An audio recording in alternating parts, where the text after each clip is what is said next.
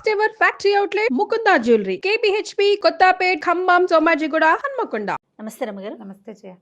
రమ్మగారు, సాధారణంగా వంట చేసేటప్పుడు వంటింట్లో ఆడవాళ్ళు చేసే చిన్న చిన్న మిస్టేక్స్ ఉంటాయండి.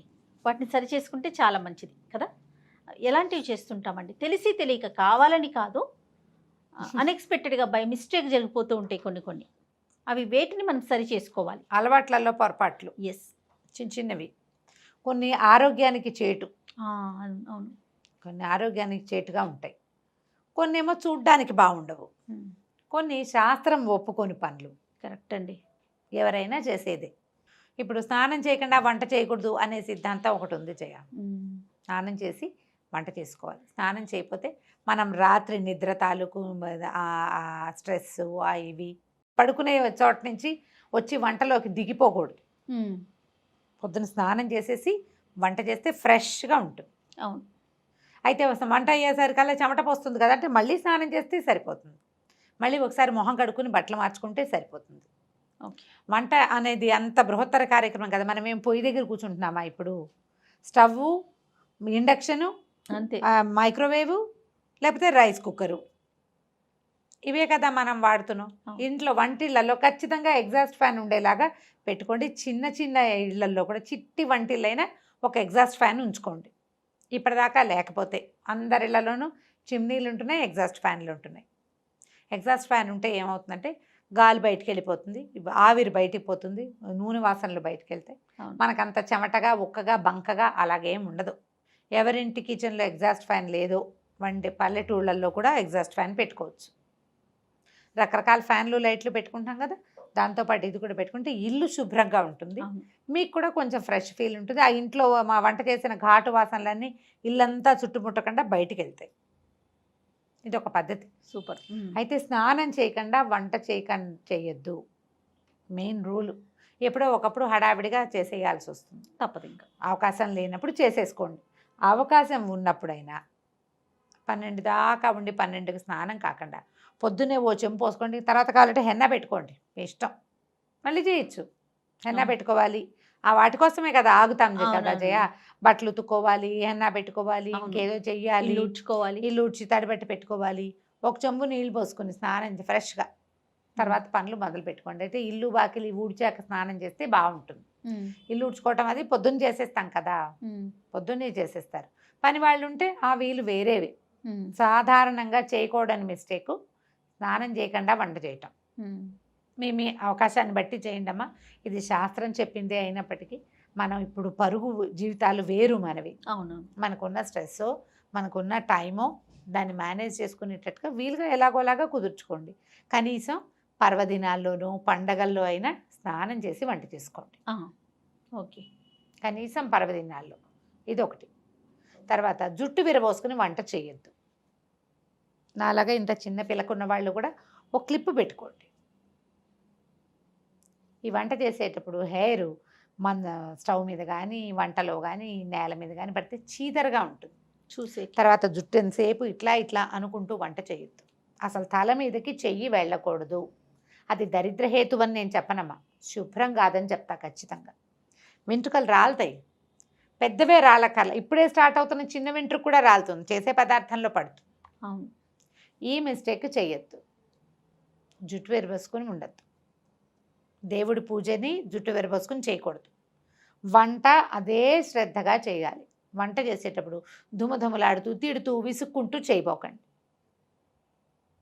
మీరెంత ప్రశాంతమైన ఆలోచనలతోటి వంట చేస్తారు, ఎంత తాపీగా, ఎంత టైం మేనేజ్మెంట్తో వంట చేస్తారు, వంట అంత చక్కగా కుదురుతుంది.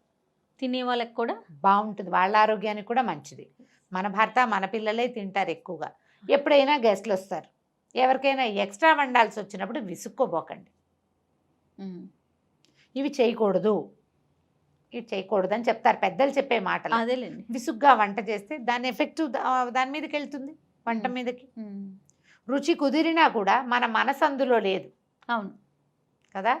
రుచి కుదరచ్చు, ఒక్కొక్కసారి కుదురుతుంది. మనకు వంట బాగా చేయి తిరిగిన వంట అయితే ఆ నిద్రలో వేసిన తాలింపులు, ఉప్పు, కారాలన్నీ సరిగ్గానే ఉంటాయి. ఫోకస్డ్గా చేయండి వంటిల్లు శుభ్రంగా ఉంచుకోండి.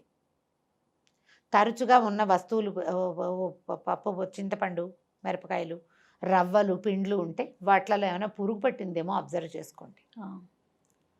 వంటింట్లోకి కొంచెం ఎండ, గాలి, వెలుతురు తగిలేలాగా ఉంచండి. ముందు దేవుడి గది ఎంత శ్రద్ధగా తుడుచుకుంటామో అట్లా శ్రద్ధగా వంటలు తుడవండి.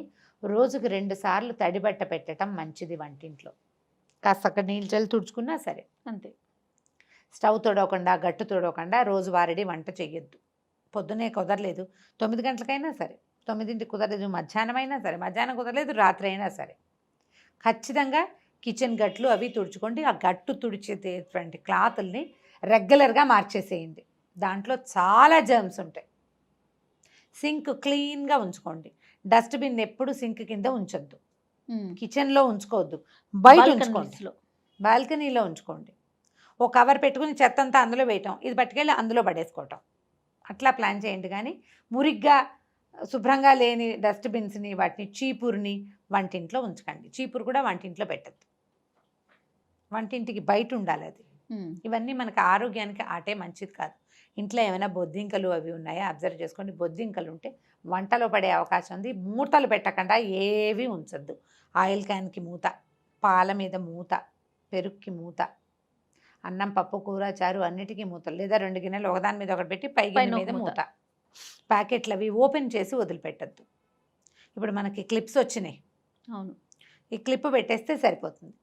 లేదా ఈ కవర్ని ఇట్లా ఫ్లాప్ చేసి మన వెనక్కి తిప్పేసేస్తే కనుక ఇంకా చక్కగా క్లోజ్డ్గా ఉంటుంది. దానివల్ల పిండి అవి పాడైపోకుండా ఉంటాయి.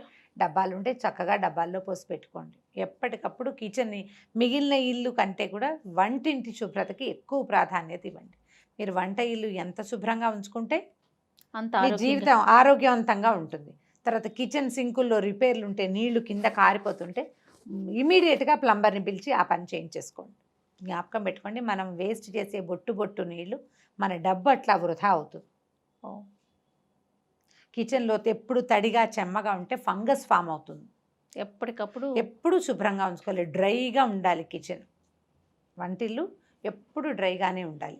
శుభ్రంగా ఉంచుకోండి. దాన్ని శుభ్రంగా ఉంచితే ఇక మీరు ఏ తప్పులు చేయరు. ఇవే మనం చేసే పొరపాట్లు చేయాలి దైనందిన జీవితంలో. మనం ఈ పొరపాట్లే చేస్తాం. నూనె వేస్తామా, నూనె చేత్తో డబ్బాలు ముట్టుకుంటూ ఉంటాం. అందుకని ప్రతి నెల డబ్బాలన్నీ శుభ్రంగా తోమించుకుని పెట్టుకోవటం. ఓ పదార్థం అయిపోయింది, దాన్ని తోమి ఎండని వెళ్ళబెట్టుకుని ఇక శుభ్రంగా తుడుచుకుని మళ్ళీ ఫ్రెష్ వస్తువు పోసుకోండి. ఆ 1 కేజీన్నర 2 కిలోలు కందిపప్పు అయిపోయాక అదే డబ్బాలో మళ్ళీ కందిపప్పు పోయొద్దు. ఏదైనా పురుగు పట్టే అవకాశం పాత కందిపప్పు వల్ల ఉంటుంది. అయిపోగానే డబ్బా కడుక్కోవాలి. మొత్తం అన్నీ ఒకేసారి అయిపోవు కదా, కొంచెం ముందు వెనకగా అవుతాయి. డబ్బా అయిపోతే శుభ్రంగా కడిగేసుకోవటము, దాంట్లో చేయటం. ఎప్పటి డబ్బా అప్పుడు. ప్లాస్టిక్ వాడకాన్ని తగ్గించండి కిచెన్లో. చేయగలమా? ట్రై చేయాలి రమ్మగారు. ట్రై చేయాలి. చాలా వరకు చెయ్యొచ్చు. ఎందుకంటే ఇప్పుడు మనకి స్టీల్ డబ్బాలు వచ్చేస్తున్నాయి కదా, బాగా గ్లాస్ జార్స్ బాగా మధ్య ప్లాస్టిక్ ఒక ఫ్యాషన్ అయింది కదా రమ్మగారు. ఇప్పుడు అవేర్నెస్ వచ్చింది, వద్దు మళ్ళీ మనం పాత పద్ధతిని ఫాలో అవుతాం అనేసి. కావాలంటే స్టీల్ డబ్బాల మీద పేర్లు పెట్టుకోవటమే అంతే. లేదా సైజుల వారీగా ఉంచుకుంటే ఈ సైజ్ దాంట్లో ఇది, ఈ సైజ్ దాంట్లో ఇది అని మనకు జ్ఞాపకం. ఎవరి వంటింట్లో వాళ్ళకి తెలిసిపోతుంది డబ్బా చూస్తే, కొత్త వాళ్ళకే అర్థం కాదు. అదే చింతపండు, ఉప్పు లాంటివి స్టీల్ వాటిలలో వేయకుండా గ్లాస్ బాటిల్లో వేసి పెట్టుకోండి, గ్లాస్ జార్లో పెట్టుకోండి. పింగాణివి దొరుకుతాయి మనకు, చక్కగా దొరుకుతున్నాయి కదా. అట్లా ఏదైనా అంటే మనం ప్రధానంగా ఏంటంటే ఈ తప్పుల వల్లే మనకి అనారోగ్యం రావడానికి అవకాశం ఉంటుంది. మురికి, దుమ్ము, పాత వస్తువు ఉండిపోవటం, పాత ఉన్న దాంట్లోనే వేయటం, పురుగు పుట్టి పై వస్తువు పాడైపోవటం. ఎప్పటికప్పుడు కందిపప్పు, మినపప్పు, శనగపప్పు, పెసరపప్పు, పల్లీలు, ఎండుమిర్చి వీటిని చెక్ చేసుకోండి. ఎక్కువ తెచ్చామనుకో అడుగు వస్తువు పాడైపోవడానికి అవకాశం ఉంటుంది. ఎక్కువ అయితే కనుక నేనైతే ప్యాక్ చేసి ఫ్రిడ్జ్లో పెట్టినాను జయ. ఎందుకు అబద్ధం చెప్తాం, ఫ్రిడ్జ్లోనే ఉన్నాయి. అవునా? మా రవ్వలు మెట్రో నుంచి తెచ్చాను అనుకో, ఒకవేళ అప్పుడు మరి రవ్వ బయట పెడితే పురుగు పడుతుంది. మొత్తం మా ఫ్రిడ్జ్ పెద్ద బీరువాలాగా ఉంటుంది, బీరువాలో దోసి పెట్టుకోవటం. ఏం చేస్తాం? తప్పట్లేదు రమ్మగారు, ఏ వస్తువైనా పాడైపోతుంది. తప్పట్లేదు. ఎండు మిరపకాయలకి వెల్లుల్లికి కూడా పురుగు పడుతుంది అంటే చూడండి, మరి పురుగు పడుతుంది. మీరు వస్తువులు ఏమైనా తడి బట్టలు అలాంటివి ఉంచబోకండి. తడి వస్తువులు ఉంచొద్దు. పాడైన వస్తువు ఇమీడియట్గా డిస్పోజ్ చేసేయండి. రేపు ఎప్పుడో బాగు చేద్దామని అనుకున్నామంటే ఆ పప్పులలో ఉన్న పురుగులు మిగిలిన వాటికి పట్టేస్తాయి. బయట పెట్టేయండి ఎండలో. బాల్కనీ అవకాశాలు ఉంటే బాగుంటుంది. మళ్ళీ కొత్తగా ఫ్లాట్లు కట్టుకునే వాళ్ళు, కొత్తగా ఇళ్ళు ఏర్పాటు చేసుకునే వాళ్ళు మంచి వెంటిలేషన్ చూసుకోండి కిచెన్కి. బాల్కనీలోకి కిచెన్కి డోర్ ఉంటేనే మంచిది, మనకి గాలి వెలుతురు వస్తాయి. అవును.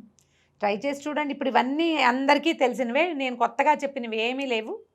ఏమైనా 1-2 టిక్కులు పెట్టుకుంటే కనుక ఆ టిక్స్ని సరి చేసుకోండి. ఇవందరికీ తెలిసిన మాటలే, కొత్త మాటలు ఏం చెప్పట్లేదు. నేనైతే స్ట్రిక్ట్లీ 2 విషయాలు నాకు చెప్పాలనిపించేది ఏంటంటే, శుభ్రంగా ఉండి వంట చేయండి, మురిగ్గా వంట చేయొద్దు. శుభ్రమైన వంటింట్లో వంట చేయండి, అది మీకు మంచిది, ఇంట్లో వాళ్ళకి మంచిది. రైట్. నమస్తే. నమస్తే జయ.